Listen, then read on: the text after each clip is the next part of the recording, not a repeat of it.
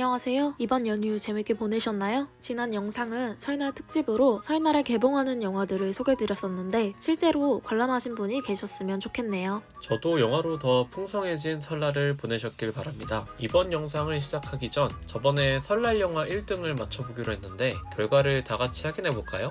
좋습니다. 그 전에 저희가 최근에 쇼츠도 업로드했는데 많은 관심 부탁드립니다. 먼저 설날 연휴 기간이었던 2월 9일부터 12일까지의 흥행 순위를 보여드리겠습니다. 원카, 시민더키, 건국전쟁, 도그데이즈, 소풍, 데드맨, 아가일 순으로 흥행했네요. 지훈님은 원카, 저는 도그데이즈, 보미님은 아가일을 골랐는데 지훈님이 1등을 마치셨어요. 제가 예상했던 대로 되었네요. 그런데 생각보다 건국전쟁이라는 영화도 많이 흥행하고 있는 것 같아서 정말 박스오피스를 예상하는 것은 힘든 일인 것 같아요. 도그데이즈는 아쉽게도 4등이네요.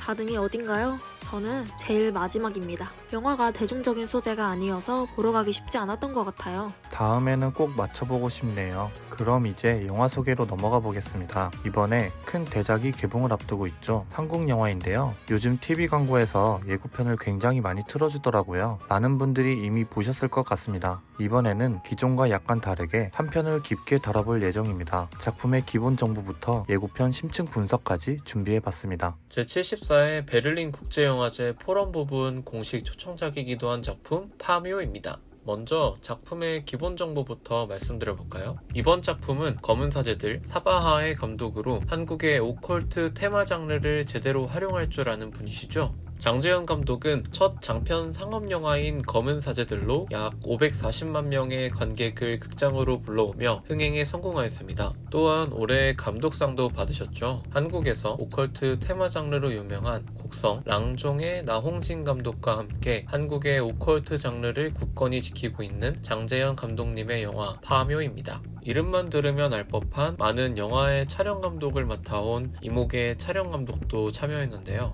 이분은 부산영화평론가협회상, 청룡영화상 등 많은 수상 이력을 갖고 계십니다. TMI 하나 소개드려보자면 미장센 단편영화제에 출품한 사춘기라는 작품을 심사위원인 김지훈 감독이 인상 깊게 보셨습니다. 그리고 그의 차기작이었던 장하홍련 촬영감독으로 발탁하여 화려한 데뷔를 하게 되었는데요. 이후 김지훈 감독과 많은 작품을 함께 하셨다고 합니다. 제작진 정보를 들으니까 대작이 확실하네요. 배우 라인업을 들으시면 더 보고 싶으실 겁니다. 그야말로 화려함이란 단어가 딱 떠오르는데요. 최민식, 김고은, 유해진, 이도현 배우가 주연을 맡았습니다. 먼저 최민식 배우는 파묘가 첫 공포영화라고 하시네요. 최근 영화 작품으로 흥행에 성공하지 못했지만 그의 연기는 누구보다 깊은 인상을 남기는데요. 파묘에서는 땅을 찾는 풍수사로 등장한다고 합니다. 다음은 원혼을 달래는 무당역의 김고은 배우입니다. 이분도 필모가 화려합니다. 영화와 드라마 모두 활발히 활동 중이지만 굉장히 인기를 얻은 드라마와 달리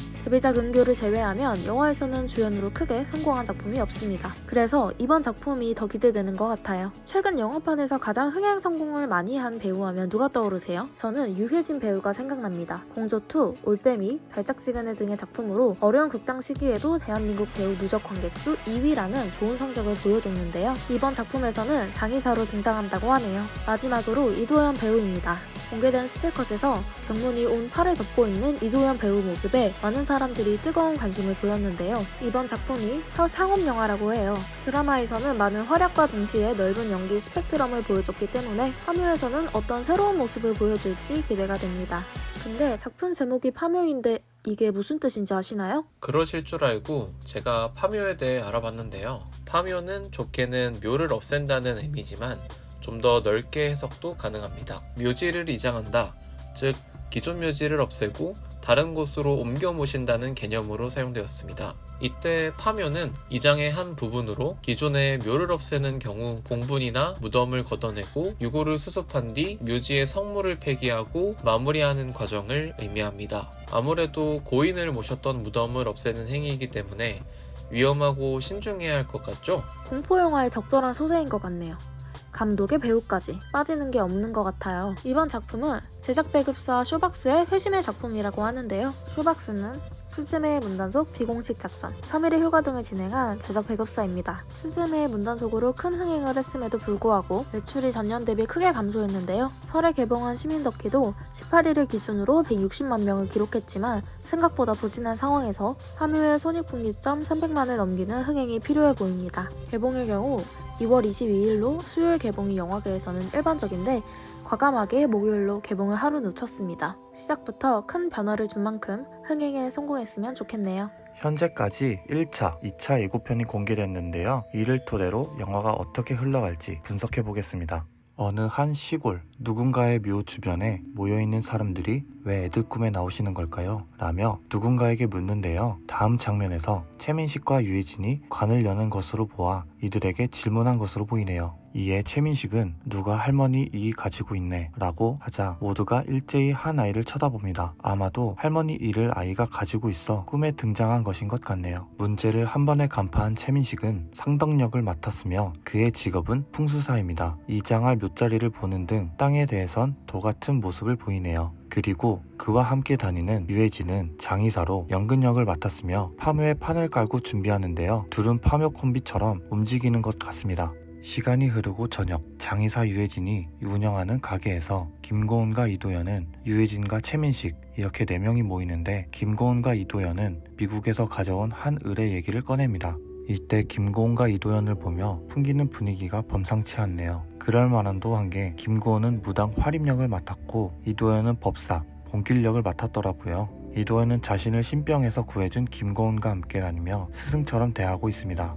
밑도 끝도 없는 엄청난 부자란 말과 함께 둘이 LA의 한 대저택으로 의뢰간 모습을 보여줍니다. 의뢰인은 둘에게 아이에게 일어나는 기이한 일을 해결하려고 오히려 추가 의뢰를 받게 되는데요. 최민식과 유해진에게 묘바람 문제를 언급하며 거액의 사례가 걸렸기 때문에 동업할 것을 제안합니다. 풍수 지리설에 따르면 묘바람을 묘풍이라고 부르는데 기존 묘를 이장하거나 합장하는 과정에서 탈이나 자손들이 해를 입는 것을 의미하는데요. 아마 이런 문제 때문에 파묘에 능한 최민식과 유해진을 찾은 듯하네요. 예고편 속 묘자리를 보는 것을 통해 파묘 콤비는 둘의 의뢰를 받아 묘자리를 보러 가는 것 같은데요. 그러나 최민식은 묘에 흙을 찍어 먹어보더니 악지 중에 악지라는 말을 남깁니다. 40년 동안 풍수사를 한 그는 불길한 땅의 기운을 단번에 눈치챈 것입니다. 2차 예고편에서 나오듯 최민식은 의뢰자 박지용 역의 김재철을 찾아가 문제의 묘에 숨기는 게 있는지 묻자 그는 손을 떨며 뭔가를 들킨 사람처럼 숨기는 것이 있음을 암시합니다. 이때 대살구슬하자는 김고은의 제안. 대살굿이란 동물을 신에게 바치는 굿의 일종으로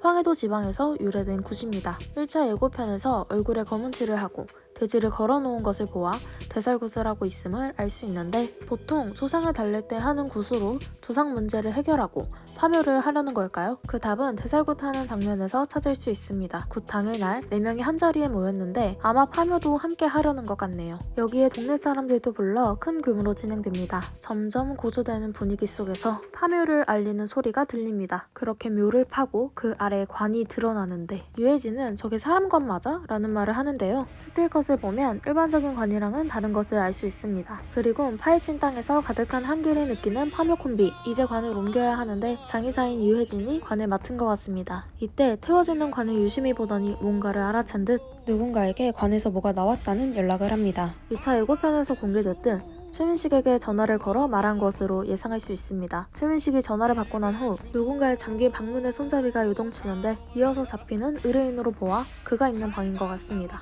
얼굴에 두려움과 땀으로 가득해 보이는데요. 그러나 결국 문은 열린 것 같네요. 1차 예고편에서 호텔 직원과 함께 다급하게 방문을 열고 최민식이 들어옵니다. 그의 눈에 보인 건 책상 위에서 뭔가에 홀린 듯이 각 잡힌 행동을 하고 있는 것으로 보이는 의뢰인. 최민식은 삽과 곡괭이를 들고 묘를 가기 위해 산으로 오릅니다. 그리고 묘자리를 다시 파는데 순간 땅이 무너지더니 사람 얼굴의 형상을 한 무언가를 발견하곤 이를 심각하게 바라봅니다. 시간이 흐르고 저녁이 된 묘. 땅 아래서 손이 나타나고 생선을 향해 손을 뻗는데 원혼의 손으로 추측할 수 있습니다.